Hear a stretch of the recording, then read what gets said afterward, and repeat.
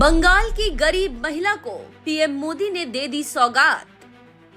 बर्तन मांजने वाली महिला को बंगाल में लड़ा रहे चुनाव। चुनावी जंग के मैदान में ममता की पार्टी से लेंगी मोर्चा।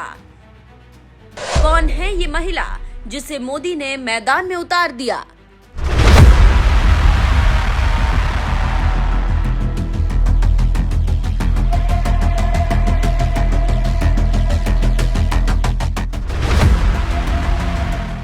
ब्रांड मोदी के दम पर बीजेपी चुनाव दर चुनाव जीत हासिल करती रही है, लेकिन ममता के गढ़ पश्चिम बंगाल में बीजेपी को आज भी जीत का इंतजार है और ये इंतजार खत्म करने के लिए बीजेपी को एक और मौका मिलने जा रहा है, जब 23 और 29 अप्रैल को विधानसभा चुनाव होगा और बीजेपी का ये इंतजार खत्म होता है या नहीं, ये तो फिलहाल वक्त बताएगा।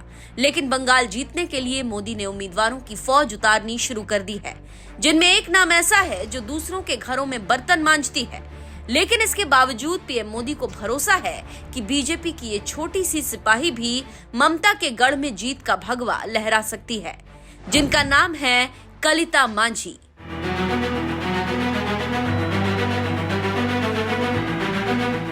पश्चिम बंगाल के चुनावी मैदान में एक से बढ़कर एक सियासी धुरंधर अपनी किस्मत आजमा रहे हैं, जिनके पास करोड़ों का बैंक बैलेंस होगा, बंगला होगा, गाड़ी होगी।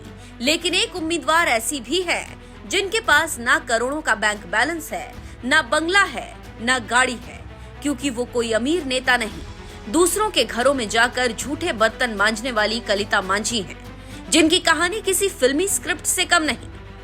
साल 2021 से पहले शायद ही उन्हें कोई जानता था, क्योंकि उनका काम सिर्फ दूसरों के घरों में जाकर साफ सफाई करना था और पति की भी माली हालत ठीक नहीं थी।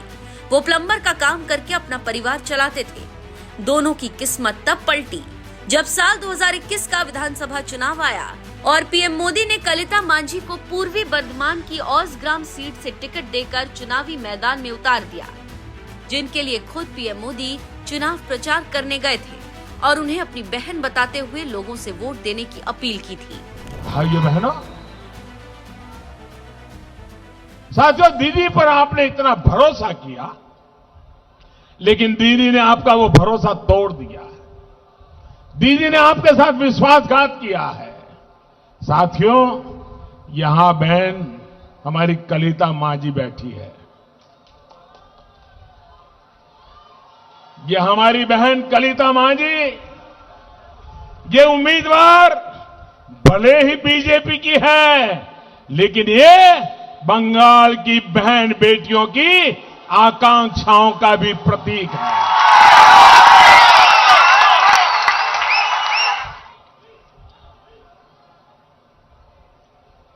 पश्चिम बंगाल की बेटियां, चाहे वो किसी भी समाज से, किसी भी मत मजहब से आती हो, वो अपने सपने पूरा करना चाहती है। इसके लिए सुरक्षा का माहौल चाहिए, बेहतर शिक्षा चाहिए, शिल्प चाहिए। ये सब कुछ बीजेपी की संवेदनशील सरकार ही दे सकती है।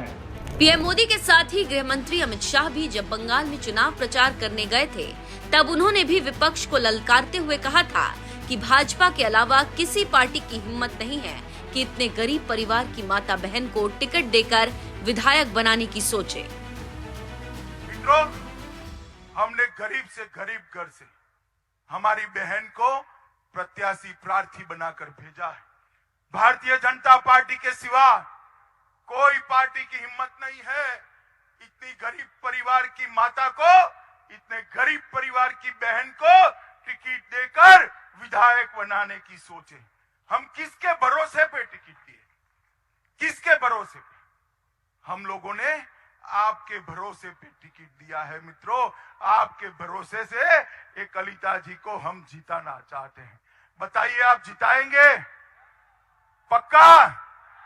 देखो, हर बार दीदी के गुंडे आपको परेशान करते हैं ना? करते हैं ना? हाँ या ना बोलो, करते हैं ना? मगर मैं कहकर जाता हूं, दीदी के गुंडों से डरिए मत। इस बार आपका बाल भी बांका नहीं कर पाएंगे, बाल भी बांका नहीं। कलिता मांझी पहली बार विधानसभा चुनाव लड़ रही थी और उनके सामने 2 बार के टीएमसी विधायक अभेदानंदा ठांडेर थे। लेकिन इसके बावजूद कलिता मांझी ने उन्हें कड़ी टक्कर दी और सिर्फ 11,815 वोट से हार का सामना करना पड़ा। यही वजह है कि पीएम मोदी ने एक बार फिर कलिता मांझी पर भरोसा जताया है और औसग्राम सीट से टिकट देकर एक बार फिर चुनावी मैदान में उतार दिया है। पार्टी से टिकट मिलने के बाद बीजेपी उम्मीदवार कलिता मांझी ने कहा, मैं बहुत गरीब हूँ। जब पिछली बार चुनाव लड़ी थी तो हार मिली थी और फिर से घरों में बर्तन धोने का काम करने लगी। इस बार यकीन नहीं था कि बीजेपी टिकट देगी, लेकिन पार्टी ने फिर से भरोसा जताया है तो पूरी सच्चाई, मेहनत और ईमानदारी से चुनाव लड़ूंगी और जीती तो उसी सच्ची निष्ठा और ईमानदारी से काम करके दिखाऊंगी।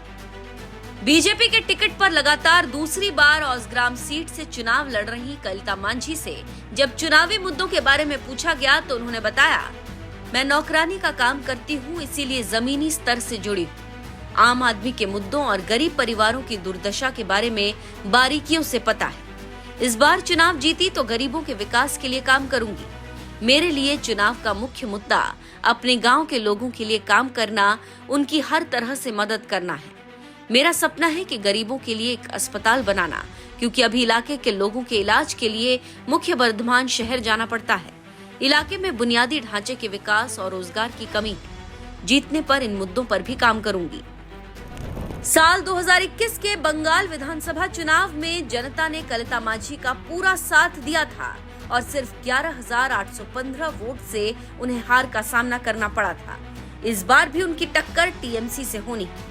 ऐसे में देखना यह है कि क्या इस बार कलिता मांझी मोदी के भरोसे पर खरी उतरती हैं और औसग्राम सीट पर जीत का भगवा लहरा पाती हैं। वैसे आपको क्या लगता है, औसग्राम सीट पर बीजेपी या टीएमसी कौन जीतेगा? अपनी राय हमें कमेंट कर जरूर बताएं। साथ ही कुछ ही दिनों पहले बंगाल में चुनावी रैली करने गए पीएम मोदी ने इस दौरान क्या कुछ कहा था, वो भी सुन लीजिए।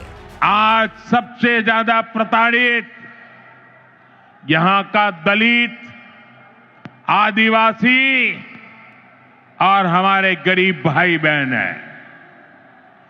आदिवासी समाज के साथ कैसा अन्याय होता है ये किसी से छिपा नहीं है, लेकिन अब तो टीएमसी सरकार इन्होंने सभी सीमाएं लांघ दी है।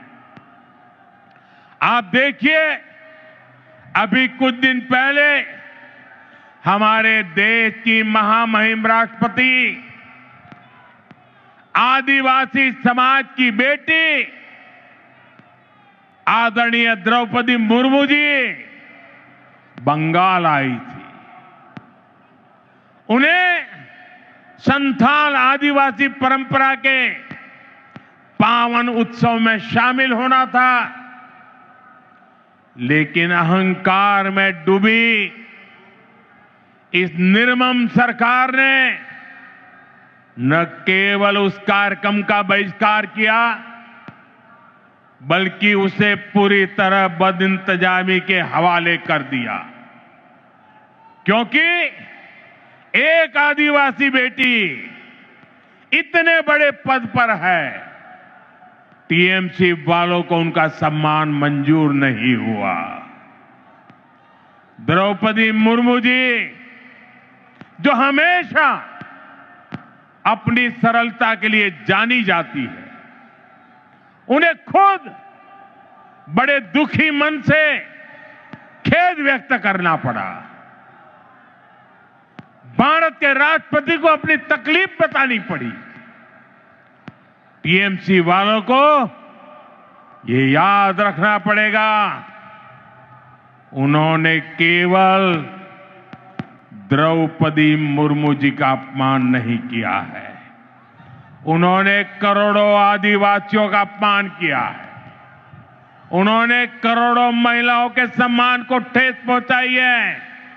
उन्होंने देश के सर्वोच्च पद की गरिमा को ठेस पहुंचाई है।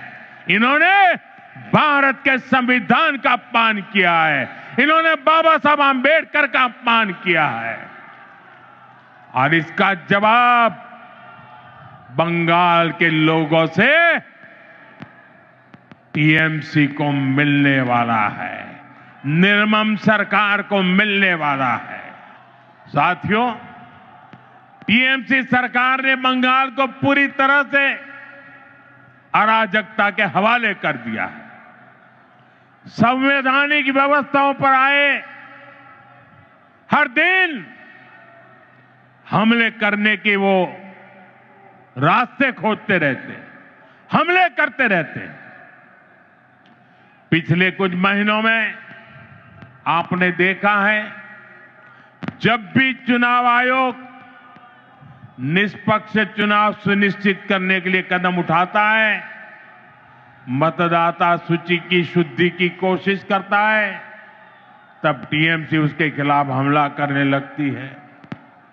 जो संस्था स्वतंत्र और निष्पक्ष चुनाव कराने के लिए जिम्मेदार है, उसी की विश्वसनीयता पर सवाल खड़े किए जाते हैं। ऐसा ही व्यवहार देश की सेना को लेकर दिखाई देता है। जब 2019 में भारतीय वायुसेना ने बालाकोट में आतंकवादी ठिकानों पर निर्णायक कार्रवाई की, तब टीएमसी ने देश की वायुसेना से कार्रवाई का सबूत मांगा। साथियों, यहां राज्य सरकार पुलिस को स्वतंत्र रूप से जांच करने नहीं देती। जब राष्ट्रीय एजेंसियां टीएमसी सरकार के भ्रष्टाचार या गंभीर अपराधों की जांच करना चाहती हैं, तो उन्हें भी रोकने की कोशिश होती है। अब जरा सोचिए, न्याय के लिए लोग आखिर कहां जाएंगे? साथियों, तृणमूल वाले यही अराजकता दिल्ली तक फैलाने की कोशिश करते हैं। आपने संसद में भी देखा है, सदन के भीतर कैसे कागज फाड़े जाते हैं, कैसे बहस को रोका जाता है, कैसे सदन की कार्यवाही को बाधित किया जाता है। देश टीएमसी की शर्मनाक हरकतें देखकर हैरान होता है। साथियों, बंगाल के प्रबुद्ध लोग अब इस अराजकतावादी सरकार के खिलाफ संकल्प ले चुके हैं।